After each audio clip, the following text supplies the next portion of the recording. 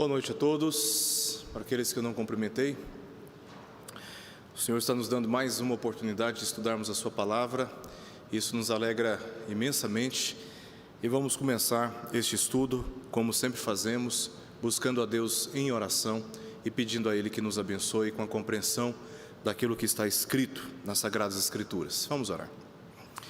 Ó Deus querido, nós queremos te render graças por esse dia na tua presença, pela tua maravilhosa bondade que tem sido testemunhada por nós em tantos detalhes da nossa vida, até mesmo, ó Deus, em circunstâncias que não reconhecemos, mas sabemos que o Senhor está ao nosso lado, cuidando de nós como seu povo.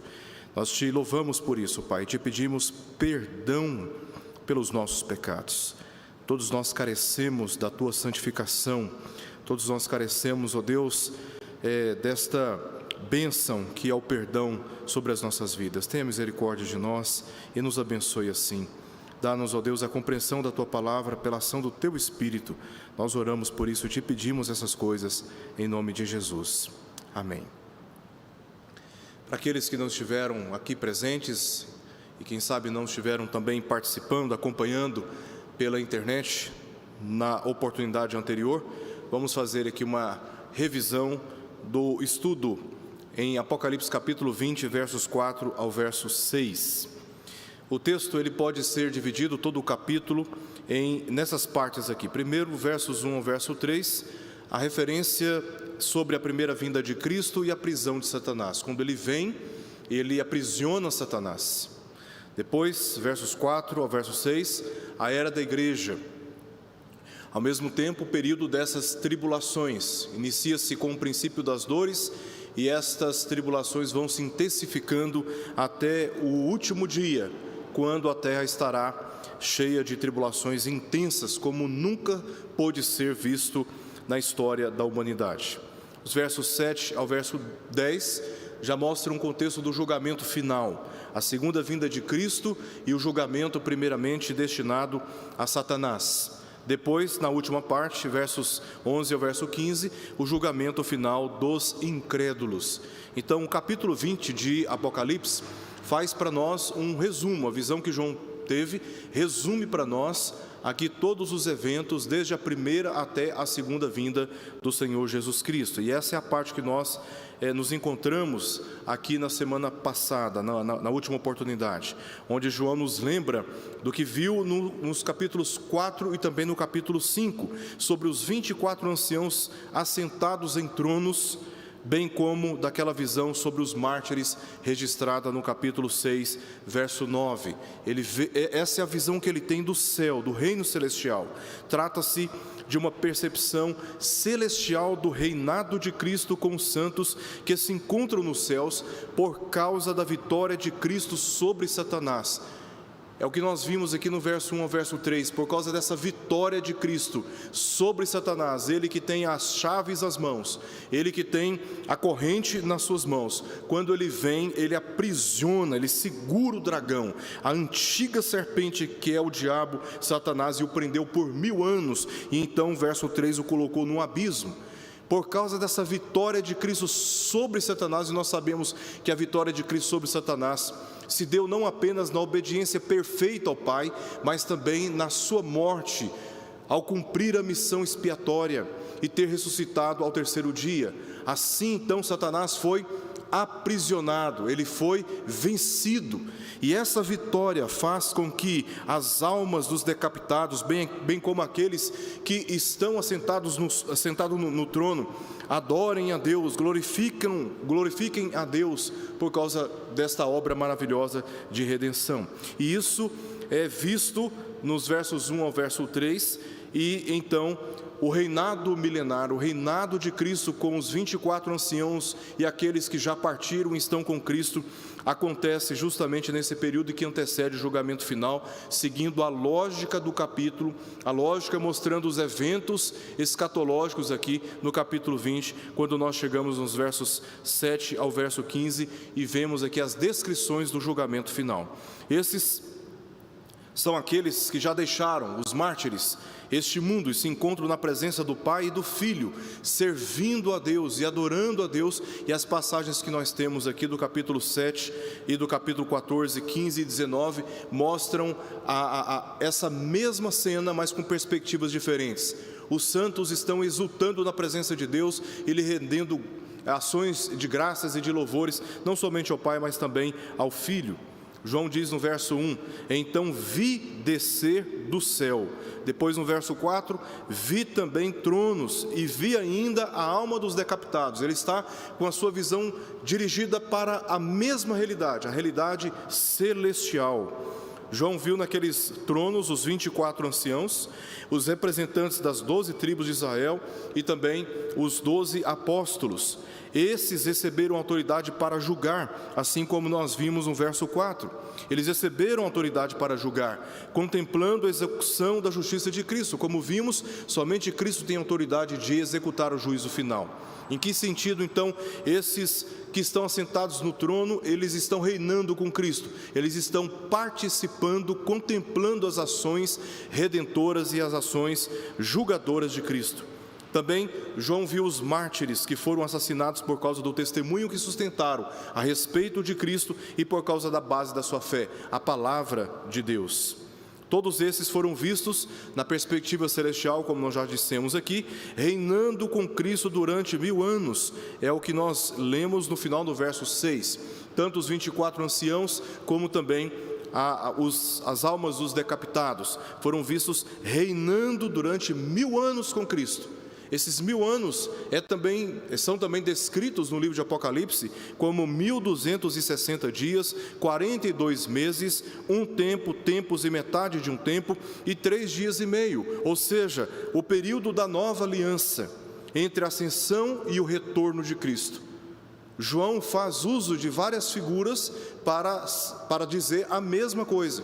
Ele usa números diferentes, figuras diferentes, como nós veremos aqui nesta ocasião, sobre a batalha, sobre o conflito entre as nações com Cristo e o seu reino, que no capítulo 16 é chamado de Batalha do Armagedon, ou no Vale do Armagedon, onde acontece essa cena diante na visão que João teve a respeito desses eventos futuros.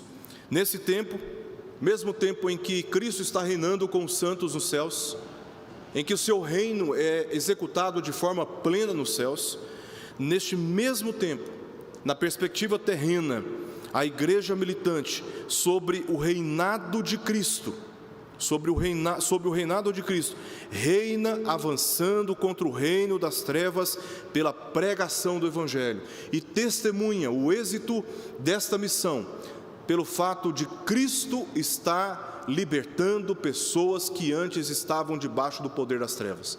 Mas agora Satanás não tem poder sobre essas pessoas para quem Cristo veio salvar, porque ele foi limitado na sua ação, o seu poder foi reduzido e ele não tem mais poder e domínio sobre aqueles a quem Cristo quer salvar. E a igreja, à medida que avança no mundo, levando o evangelho da salvação, Cristo está executando o seu reino, não apenas protegendo a igreja, como nós já vimos aqui no capítulo 12, não apenas preservando a igreja, como também vimos no capítulo 11, mas também cumprindo, através da pregação do Evangelho, a missão que ele veio realizar, que é de chamar pecadores ao arrependimento, que é de salvar, de libertar pessoas que antes estavam no poder das trevas. Os crentes que encontram a morte física neste período, experimentam o que nós vimos aqui na semana passada, a primeira ressurreição, porque eles entram na vida eterna com Deus enquanto aguardam a segunda ressurreição, que é a ressurreição dos seus corpos por ocasião da vinda do Senhor Jesus Cristo. Então, se hoje nós, crentes em Cristo, morrermos, experimentaremos a primeira ressurreição, porque nós não seremos destinados para um estado de morte eterna. Pelo contrário, seremos destinados para um estado de vida eterna. E aqui em Apocalipse, essa experiência é chamada de primeira ressurreição. Os mártires que foram mortos foram vistos vivos e reinando com Cristo. Essa é a primeira ressurreição. A segunda ressurreição, a referência que nós temos, está na doutrina do apóstolo Paulo em 1 Coríntios capítulo 15. Quando Cristo vier, os corpos serão ressuscitados, então haverá o encontro das almas com os corpos, e agora então poderão viver toda a eternidade, assim como Deus decidiu. Vamos ler a nossa passagem de hoje, se encontra no capítulo 20, verso 7 até o verso 10, a terceira parte aqui do nosso texto. Diz assim: quando, porém, se completarem os 1000 anos, Satanás será solto da sua prisão e sairá a seduzir as nações que há nos 4 cantos da terra, Gog e Magog, a fim de reuni-las para a peleja. O número dessas é como a areia do mar. Marcharam então pela superfície da terra e sitiaram o acampamento dos santos e a cidade querida. Desceu, porém, fogo do céu e os consumiu. O diabo, o sedutor deles, foi lançado para dentro do lago de fogo e enxofre, onde já se encontram não só a besta, como também um falso profeta. E serão atormentados, os 3, de dia e de noite, pelos séculos dos séculos. Esse é o texto que nós temos diante de nós para tentarmos compreendê-lo aqui. Vamos lá, vamos já começar vendo alguns detalhes aqui importantes que nos ajudam a compreender esse texto. Primeiro, é o uso do tempo futuro dos verbos que se encontram no verso anterior, o verso 6, que diz assim: serão sacerdotes de Deus e de Cristo e reinarão com ele os 1000 anos. Entrando no verso 7, nós encontramos os verbos também no futuro. Satanás será solto e sairá a seduzir as nações. Os verbos continuam no futuro. Esses aqui indicam novamente que João não contemplou os eventos daquela visão com efeitos imediatos aos seus dias, mas acontecimentos além do seu tempo presente, atribuindo mais explicitamente ao texto descrições de uma profecia. Diferente de outros registros dentro do livro de Apocalipse, em que João está se referindo diretamente aos seus dias, em relação aos seus dias, ao Império Romano, e as atrocidades desse império contra os crentes, as pressões e perseguições da igreja, as privações comerciais, financeiras, as discriminações por causa dos crentes que se recusavam se misturar com aqueles que nos templos prestavam cultos aos seus deuses em troca de favores na sociedade. João aqui, nesta passagem, está nos ajudando a entender que a visão que agora ele tem se refere a acontecimentos que estão além dos seus dias. Se trata de um texto profético no sentido de o seu significado só será cumprido além dos dias de João. O texto diz: quando, porém, se completarem os 1000 anos, Satanás será solto da sua prisão. Então, quando se completam esses 1000 anos, quando esse reino milenar se completa com a igreja, reinado de Cristo com a igreja, Satanás, que tinha sido amarrado na primeira vinda de Cristo, na segunda será solto. Então, neste tempo que nós nos encontramos, Satanás está aprisionado. O seu espírito está no mundo, ou seja, a sua influência, os seus poderes, através da besta que emerge do mar e da besta que emerge da terra, através dos poderes políticos e religiosos, como nós vimos no capítulo 13 de Apocalipse. O reino de Satanás está presente na sociedade humana atualmente. Contudo, na igreja, Cristo está reinando e a figura de Satanás está aprisionada, está presa. Mas na segunda vinda de Cristo, ou antes da segunda vinda de Cristo, pouco antes da vinda de Cristo, ele será solto por pouco tempo, como nós vimos aqui na nossa passagem, verso 3, final do verso 3. Será solto por breve tempo, pouco tempo, um tempo bem curto. É neste tempo que terão sido reunidos todos os redimidos. Então, quando ele for solto, ele só será solto no final dessa dispensação, no final desse período chamado Reino Milenar de Cristo. Então, no final, quando todos os redimidos tiverem sido reunidos na presença de Deus, segundo os eternos decretos dele. Aqui nós vemos como os mártires estão apelando na presença de Deus, debaixo do altar. Eles estão apelando por justiça, e a mensagem que os mártires recebem de consolo é que eles aguardem até que o número se complete dos seus conservos. E aí, quando nós vamos para o capítulo 7, a ordem para o anjo é: não danifique a terra, até que sejam selados todos aqueles a quem o Pai quis selar para a redenção. Então, enquanto este número não é completado, enquanto todos os redimidos não forem reunidos na presença de Deus, ele não será solto. Ele só será solto no final destes eventos redentores, soteriológicos. E, portanto, o tempo da pregação do Evangelho, da salvação, chegará ao fim, porque não há nenhum sentido da igreja presente no mundo pregando o Evangelho da salvação, onde não há mais os eleitos de Deus. Então, quando todos eles forem chamados, a igreja recebeu a incumbência, a ordem de pregar o Evangelho a todas as nações. E o objetivo, a missão que Cristo tem através da igreja que prega o Evangelho, é de chamar todos aqueles a quem Ele quer salvar. E uma vez que eles são chamados e o número dos conservos é completado, então, nesse dia, nesse tempo, virá o fim. Vire as páginas da sua Bíblia para o capítulo 11, verso 7. Olha o que diz: quando tiver então concluído o testemunho que devem dar, está falando aqui da igreja, da missão da igreja, a besta que surge do abismo. Quem que está preso no abismo? Apocalipse 20, verso 3. Quem que foi preso no abismo? Satanás.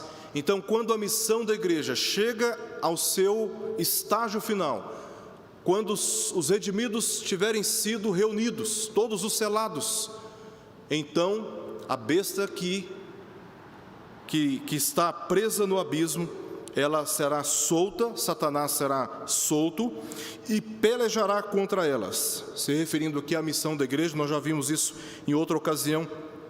E as vencerá e matará. A igreja não morre, mas a missão da igreja, ela é paralisada, ela é interrompida.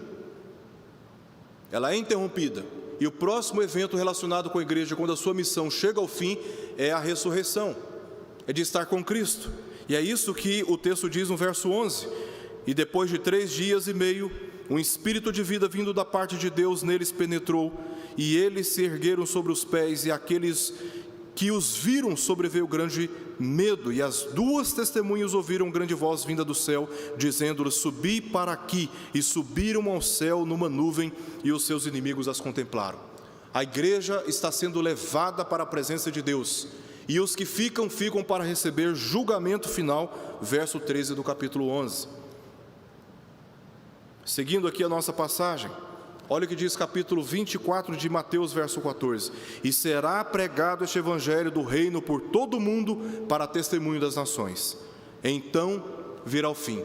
Quando essa missão for completada, então é o tempo do fim.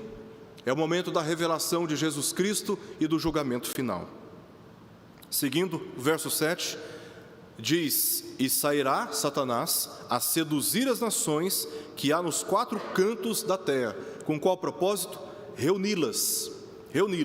Se por um lado todos os redimidos serão reunidos na presença de Deus e do Filho, na mesma glória que já se encontram os 24 anciãos e todos os crentes que já passaram pela morte, por outro lado, quando solto, Satanás, como diz o texto, sairá a seduzir as nações que há nos 4 cantos da terra. Então, este é o fim. Este é o fim. A igreja não tem mais missão de pregar o evangelho da salvação no mundo, porque todos aqueles que Deus quis salvar já terão sido reunidos na presença de Deus, já foram levados para a presença de Deus. Então, neste momento, Satanás é solto para congregar as nações contra a revelação de Jesus e a chegada do seu reino pleno sobre a terra. Essa liberdade a ser devolvida a Satanás terá apenas um único objetivo: reunir consigo todos os seus seguidores, os quais se encontram espalhados em todo o mundo. Aqui a frase é: as nações que há nos 4 cantos da terra.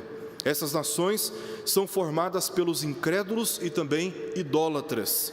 Alguns textos esses textos que eu pontuei aqui, provam isso para nós. Se você puder conferir o que diz no capítulo 17 de Apocalipse, quando João descreve aqui essa sociedade pagã, essa sociedade ímpia e perversa que há no mundo, pela grande meretriz que está montada numa besta escarlate, ele diz no verso 1 e no verso 2: veio um dos 7 anjos que tem as 7 taças e falou comigo, dizendo: vem, mostrar-te-ei o julgamento da grande meretriz que se acha sentada sobre muitas águas, com quem se prostituíram os reis da terra e com vinho de sua devassidão.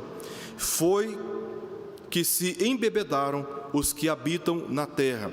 Agora leia o verso 15, a interpretação dessa visão. Falou-me ainda: as águas que viste, onde a meretriz está assentada, são povos, multidões, nações e línguas. Isso aqui é apenas uma das referências que nós temos no livro de Apocalipse quanto a estas nações. Aí, quando você vai para o capítulo 5 de Apocalipse, você vê que pelo sangue de Jesus foram comprados todos aqueles que vêm de todas as nações, tribos, povos e línguas. Não é uma descrição genérica, universal, de todas as nações sendo salvas, mas aqueles que vêm de todas as nações, de todas as línguas, de todos os povos. Por quê? Porque o evangelho pregado pela igreja chegou até os rincões deste mundo, até onde estavam perdidas as ovelhas da casa de Israel, e eficazmente o Espírito Santo chamando todos esses redimidos e congregados na presença de Deus. Então vem o fim. Quando todos são reunidos, aí vem o fim. Então essas nações são formadas pelos incrédulos e idólatras. São estas nações que são seduzidas por Satanás, porque neste contexto a igreja já foi redimida. Neste contexto de julgamento de Cristo contra os incrédulos, a igreja já foi redimida, como nós já vimos aqui em outras passagens. Então essas nações, elas estão para serem seduzidas no sentido de congregadas, reunidas contra a vinda do Senhor Jesus, contra a manifestação do Filho de Deus. Tal ajuntamento rebelde dirigido por Satanás não descreve qualquer autoridade compatível à de Cristo. É muito importante que isso fique claro na nossa mente, no nosso coração. Não se trata aqui de forças que estão em mesmo nível de poder e que agora elas estão chocando umas com as outras. Muito pelo contrário, essa autoridade é uma autoridade distinta. O que está para acontecer é que Satanás estará seduzindo as nações, reunindo os incrédulos, os seus seguidores, para serem apresentados diante do tribunal de Cristo. Essa autoridade, ela é inclusive inferior daquela que é declarada sobre aqueles que estão assentados nos tronos, nos 24 tronos. Por quê? Porque, como diz o texto no verso 4, aqueles que estão assentados no trono receberam autoridade para julgarem.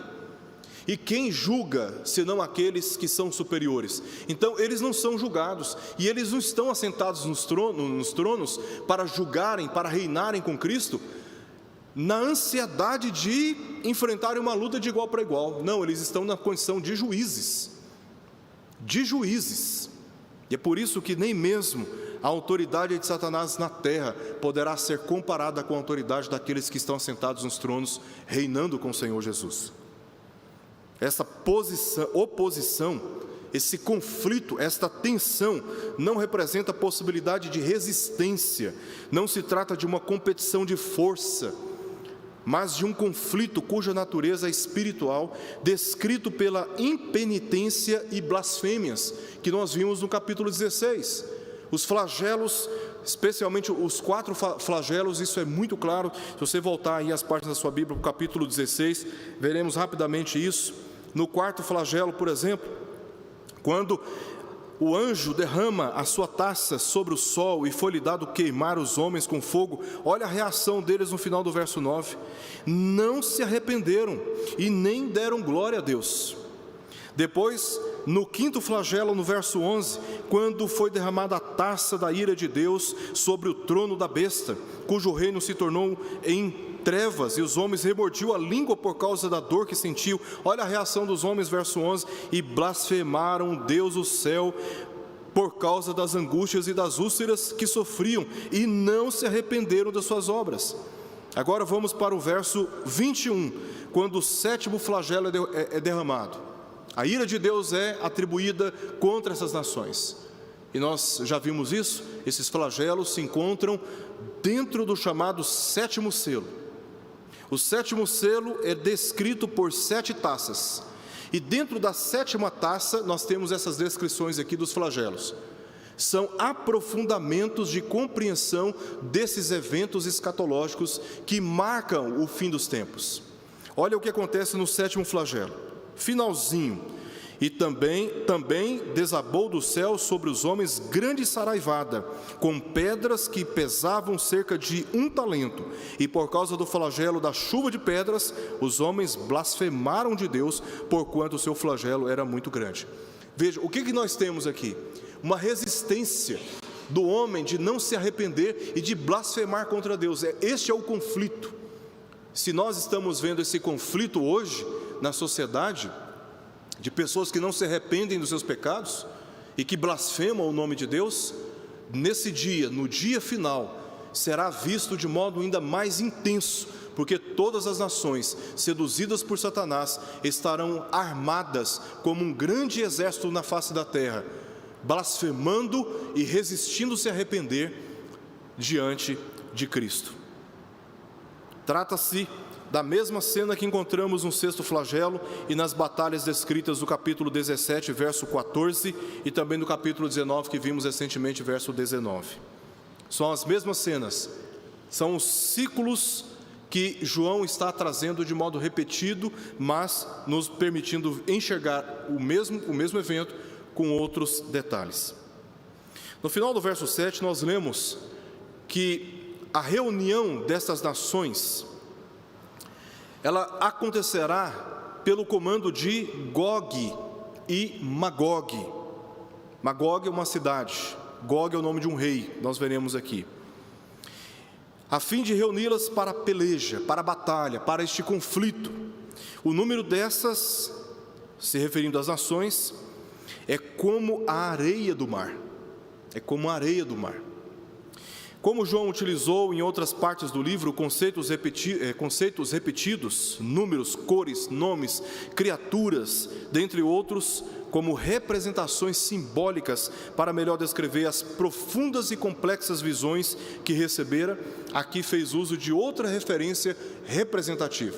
Ele está citando algo que os judeus conheciam muito bem, a história de Gog e Magog, descrevendo a reunião dos seguidores de Satanás, seduzidos por suas mentiras, porque tinham a marca da besta, ou seja, o sinal da aliança.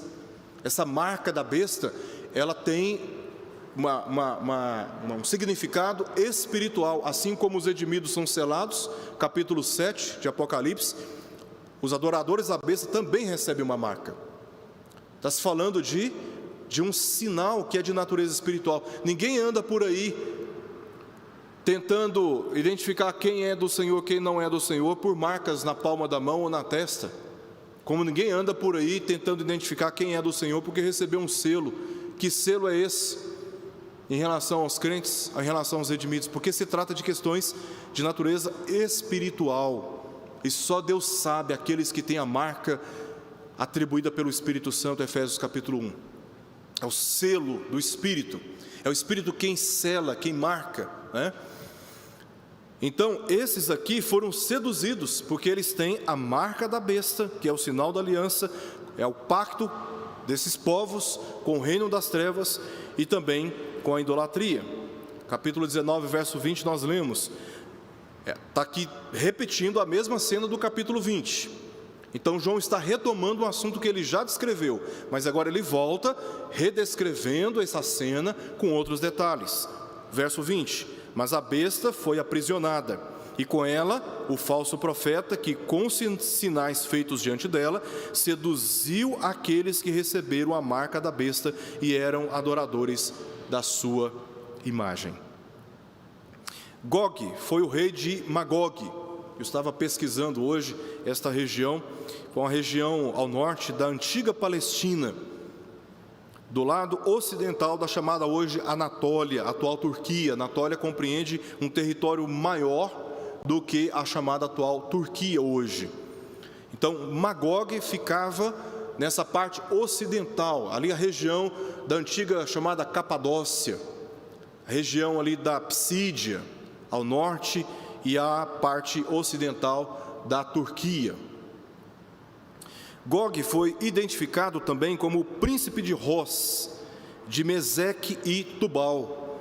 Isso está, a referência que prova isso está no capítulo 38 de Ezequiel, verso 3. Antigamente localizadas entre as aproximações da atual Turquia, Iraque e Irã. Com pesquisas que eu fiz hoje, mas a geografia, ela é dinâmica, ela muda muito, né? Inclusive montes se movem, rios mudam seu curso ao longo de muito tempo, né? E também as referências históricas, elas também são contestáveis em certos aspectos.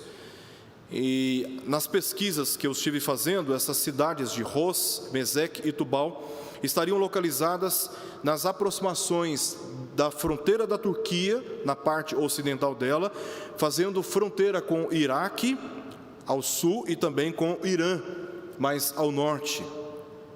Mas todas provavelmente estão relacionadas com cidades governadas pelo Império Babilônico. Lendo o capítulo 38, capítulo 39, especialmente do profeta Ezequiel, nós vamos perceber que provavelmente essas cidades aqui estão relacionadas sim com o Império Babilônico, por causa do contexto histórico. Ezequiel foi um profeta que Deus levantou no período do exílio, né? Ele foi certamente um daqueles 10.000 que foram levados para o cativeiro. Foi um dos períodos mais dramáticos da história de Israel. E a cidade de Jerusalém estava sendo saqueada, estava sendo destruída. E quando nós vamos para Apocalipse capítulo 16, versos 12 a verso 14, que descreve a chegada ou a reunião, a congregação dessas nações contra o reino de Cristo, nós lemos o seguinte: derramou o cesto a sua taça sobre o grande rio Eufrates, cujas águas secaram para que se preparasse o caminho dos reis que vem do lado do nascimento do sol. Está falando justamente da parte oriental. Essa região que hoje é a região do Iraque, do Irã, é a região da Armênia, essa é a região. Então vi sair da boca do dragão, da boca da besta e da boca do falso profeta 3 espíritos imundos semelhantes a rãs, porque eles são espíritos de demônios operadores de sinais e se dirigem aos reis do mundo inteiro, com o fim de ajuntá-los para a peleja do grande dia do Deus Todo-Poderoso. Ou seja, esta passagem, ela é paralela àquela que estamos analisando aqui nesta ocasião, da batalha, dessa reunião das nações contra a chegada do reino de Deus, no verso 8. Então, certamente essas cidades são cidades dominadas pelo Império Babilônico. Eu coloquei aqui um mapa para facilitar mais ou menos aqui o nosso entendimento de qual seria possivelmente a localização dessas cidades de Ros, de Tubal e de Meseque, que Gog tinha influência política sobre essas cidades, quando ele era rei de Magog, certamente ali na fronteira da Turquia com a Armênia, ao norte. Do outro lado da Turquia, na parte ocidental, estavam localizadas as 7 igrejas para as quais o livro de Apocalipse foi primeiramente destinado. Gog organizou um exército, segundo a história bíblica, no capítulo 38 e 39 de Ezequiel. Ele organizou um exército numeroso para atacar a terra de Israel e conquistá-la, envolvendo guerreiros não só de Magog, mas também das outras cidades que tinham influência política, Ros, Meseque e Tubal. o profeta Ezequiel recebeu da parte de Deus uma mensagem nesse contexto de condenação contra as nações inimigas. Essas mensagens estão registradas entre os capítulos 25 a 32 de Ezequiel. E juntamente ou posterior a essas mensagens, esses julgamentos que Deus está pré-anunciando contra as nações inimigas, nesses capítulos, vem, a partir do capítulo 38 até o último capítulo do profeta Ezequiel, do livro de Ezequiel, uma mensagem de esperança aos israelitas, que estavam ansiosos pelo retorno e também pela restauração das terras de Israel, quando se encontravam exilados pelo Império Babilônico. Então, isso faz parte de uma mensagem de esperança que Deus está dando aos israelitas, de que esses exércitos serão frustrados, seus desígnios não terão êxito, e Deus haverá de dar vitória ao seu povo. É a mensagem de consolo, de esperança e de fortalecimento do povo de Deus que estava passando por grandes tribulações, não muito diferente dos nossos dias, né? A profecia que Ezequiel apontou diante deste evento histórico aponta para o final dos tempos, quando todos os inimigos de Israel aqui é símbolo de todos os crentes em Cristo, segundo a promessa feita a Abraão.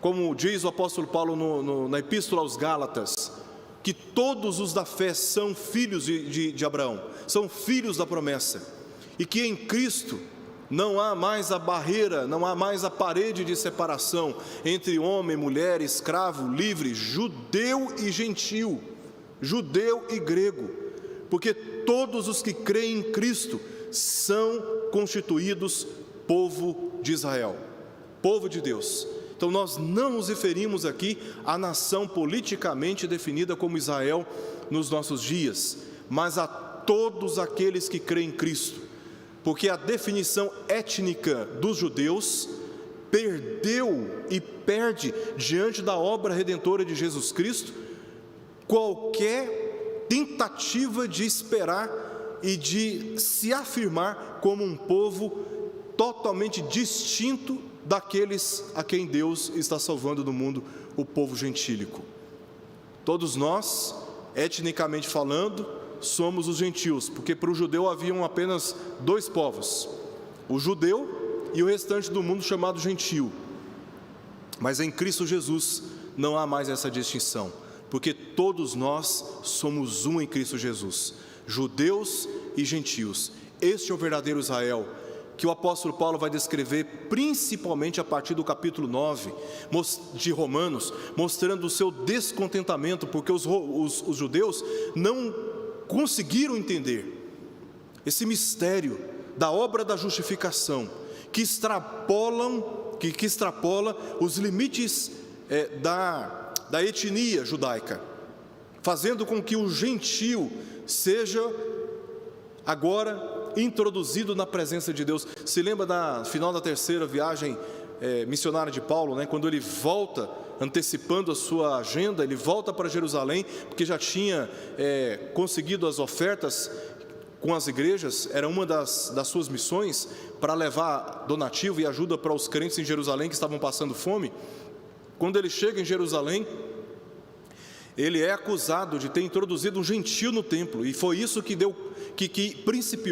iniciou a prisão do apóstolo Paulo ali em Jerusalém. Ele foi acusado de introduzir um gentio no templo, uma mentira, fake news, já naqueles dias, né? Então ele foi aprisionado, passou por alguns tribunais, até que definitivamente, como cidadão romano, ele apelou para ser julgado por César, e ele foi levado para Roma, porque isso era uma profanação. Agora, o que aconteceu na morte de Cristo? O véu foi rasgado, e os gentios, pela fé em Cristo, que é o mediador, têm acesso agora à presença de Deus. Então nós não cremos que o povo judeu, etnicamente falando, é o povo escolhido por Deus distintamente de todos os demais que creem em Cristo. Nós cremos no Israel espiritual, não no Israel étnico, mas no Israel que é espiritual, formado por todos aqueles que tiveram seus pecados lavados pelo sangue do Cordeiro. Então, todos esses eventos apontam ali em Ezequiel para este final dos tempos, quando todos os inimigos de Israel, espalhados sobre a face da terra, estarão reunidos em número semelhante ao dos grãos de areia do mar, em estado de completa rebelião ao Filho de Deus. Esse número incontável de nações inimigas que se encontram nos quatro cantos da terra simboliza, segundo William Hendrickson, simboliza a oposição mundial à igreja nos dias imediatamente precedentes à vinda de Cristo, conforme lemos aqui no verso 8 da nossa passagem.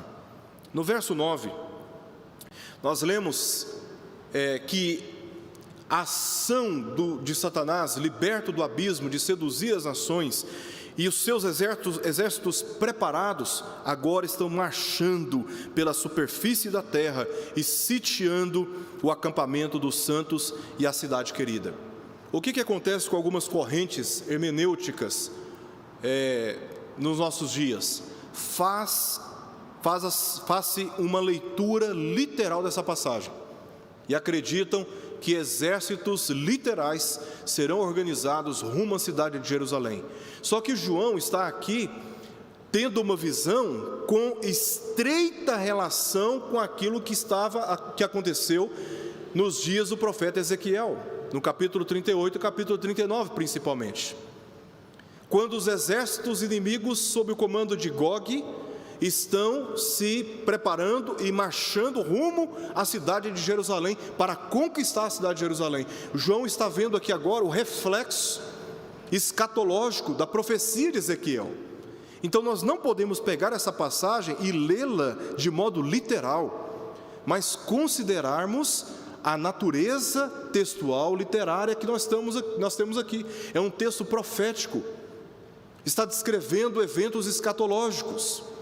E esses eventos escatológicos, eles não acontecerão de modo literal como nós estamos lendo aqui. Imagina a besta que emerge da terra, surgindo da terra, a besta que vem do mar, de forma literal. Aí fala, não, aquilo não é literal, agora outras coisas são literais. Ora, quem somos nós, com que autoridade nós temos para dizer o que é literal ou o que não é literal? Ou nós admitimos o texto apocalíptico como um texto profético e assim o lemos e o interpretamos, ou então nós vamos correr um grande risco de fazermos uso de uma autoridade que nós não temos e dizer o que é literal e o que não é literal no texto. E o que João está tendo aqui, o que João está descrevendo aqui? Está descrevendo o quê? Eventos que estavam acontecendo de forma literal nos seus dias? Não. João está descrevendo uma visão que ele teve. E essa visão, pela sua complexidade, pela sua profundidade, impôs a João uma grande responsabilidade de descrever exatamente aquilo que ele viu. E ele viu essas batalhas acontecendo, essas figuras que são usadas na literatura apocalíptica para nos ajudar a entender verdades espirituais profundas e complexas.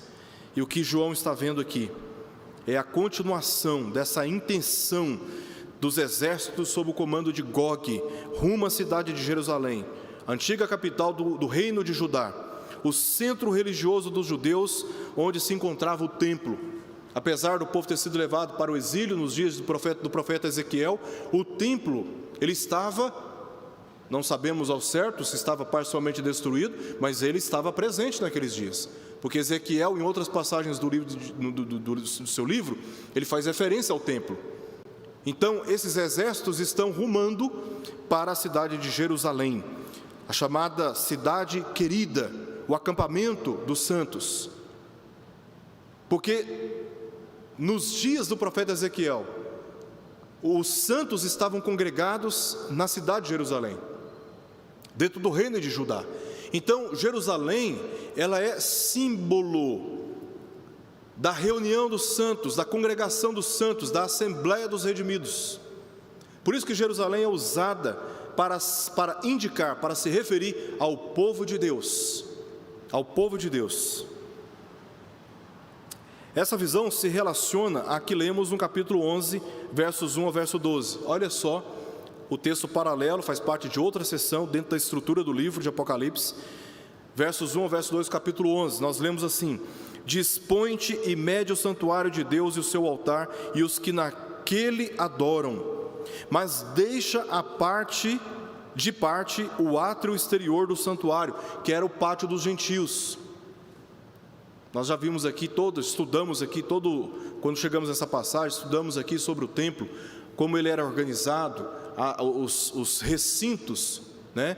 Tinha a parte dos gentios. Então esse átrio exterior do santuário, e não Messas, porque foi ele dado aos gentios.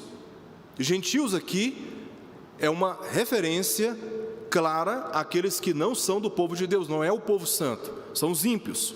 Estes, por 42 meses, se referindo ao período do reinado milenar na perspectiva celestial, esse período de tribulações na terra, período este que antecede a vinda de Cristo, estes por 42 meses calcarão os pés da cidade santa. O que eles vão fazer?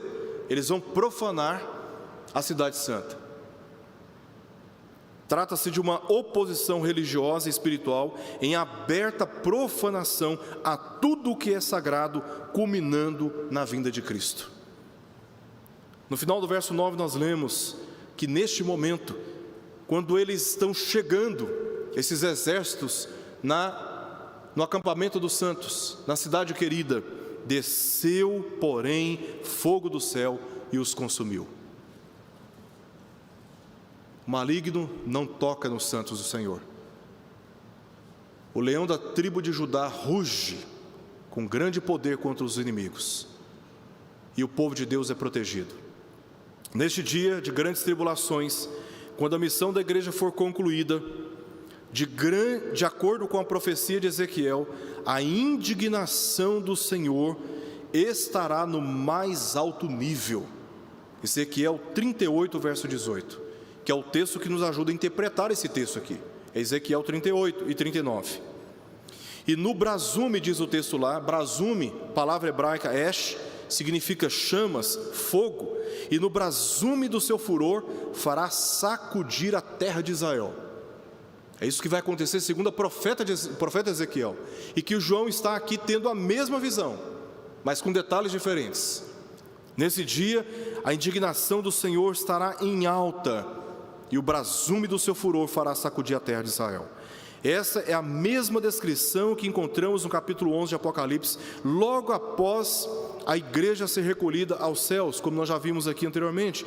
Naquela hora, verso 13, depois que as testemunhas foram levadas aos céus, vistas pelos inimigos que ficaram na terra, naquela hora houve grande terremoto e ruiu a 10ª parte da cidade, e morreram nesse terremoto 7.000 pessoas, ao passo que as outras ficaram sobremodo aterrorizadas e deram glória ao Deus do céu.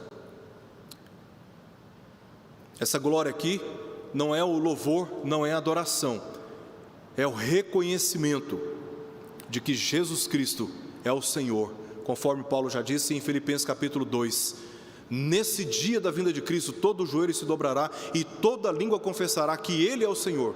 Os inimigos que agora estão armados e organizados contra Cristo e seu reino, naquele dia haverão de reconhecer que Ele é o Rei dos reis e Senhor dos senhores.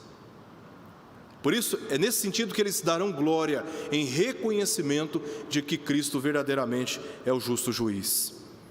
Esses são simbolicamente abalos sísmicos, conforme lemos em Ezequiel 38, e descrevem a destruição e queda de toda a estrutura maligna, como é descrita a queda da Babilônia escatológica, capítulo 18 de Apocalipse, e o juízo pelo fogo, descrito nos versos 8 e verso 9, que dizem assim, capítulo 18 de Apocalipse, versos 8 e 9: por isso em um só dia sobrevirão os seus flagelos, morte, pranto e fome, e será consumida no fogo, porque poderoso é o Senhor Deus que a julgou. Ela se julgava poderosa, ela se julgava acima das nações, mas agora ela descobre que quem é poderoso é o Senhor que a julgou. Verso 9: ora, chorarão e se lamentarão sobre ela os reis da terra, que com ela se prostituíram e viveram em luxúria, quando virem a fumaceira do seu incêndio. O que nós estamos vendo aqui sobre o fogo que desce do céu e consome aqueles exércitos inimigos? A queda da Babilônia, que já foi descrita no capítulo 18. A segunda vinda de Cristo é indicada aqui no contexto do julgamento, com o fogo que ele trará nesse dia. Esse símbolo é usado no livro de Apocalipse, o fogo, para se referir à justiça como resultado da santidade. Deus pune o pecado, porque é santo e não tem qualquer relação com as trevas. E o fogo é o meio para consumir, para punir os incrédulos e profanos, que se compactuam com a oposição a Cristo e também ao seu reino. Verso 10, o último texto aqui da nossa passagem, diz que o diabo, o sedutor deles, foi lançado para dentro do lago de fogo e enxofre. O diabo, também descrito como dragão, lá no capítulo 12, a antiga serpente, Satanás, e enganador das nações, essa descrição quem dá é João na sua primeira epístola, é o mesmo autor, esteve solto desde a queda do homem, ele esteve solto na terra. Porém, na vinda de Cristo, na primeira vinda, ele fora preso, mas será solto por pouco tempo no final dos tempos, capítulo 20, verso 3, para novamente ser aprisionado e submetido ao mais terrível e eterno tormento. Assim, a sua terceira e última punição será alcançada. A primeira punição, quando ele foi atirado dos céus à terra na sua rebelião. Segunda punição, quando Cristo veio e o aprisionou. Terceira punição, na segunda vinda de Cristo, ele será destinado para uma prisão de tormentos por toda a eternidade. Capítulo 25, 41 de Mateus. Então o rei dirá também aos que estiverem à sua esquerda, aqueles que têm a marca da besta, aqueles que foram seduzidos pelos enganos do diabo e se compactuaram com o reino idólatra deste mundo: apartai-vos de mim, malditos, para o fogo eterno, preparado para o diabo e os seus anjos. Fogo eterno, preparado para o diabo e também para os seus anjos. Diz também onde já se encontram o lago de fogo, não só a besta, como também o falso profeta. Aqui na nossa passagem não há nenhuma descrição, temos isso em textos anteriores, nenhuma descrição desse julgamento do falso profeta e também da besta.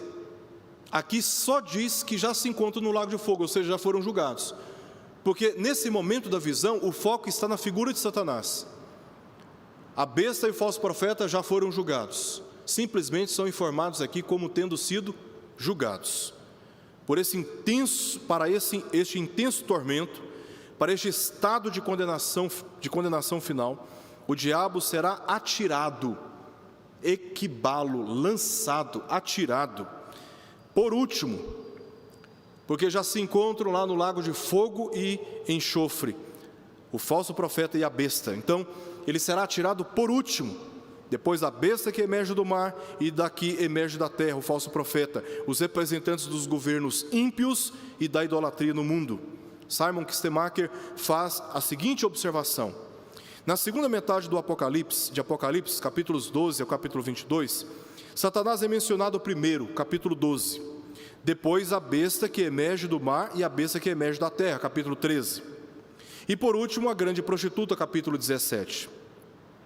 Com respeito à sua destruição, Babilônia, a grande, como a prostituta que sofre derrota e destruição, é mencionada primeiro no capítulo 18, começa a inverter. Depois a besta e o falso profeta no capítulo 19.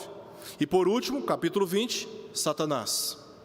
O fato de Satanás ser o primeiro e o último reflete uma imitação de Cristo, que é o primeiro e o último, o início e o fim, como vimos no capítulo 1, capítulo 2 e capítulo 22, verso 13, texto que nós analisaremos mais adiante.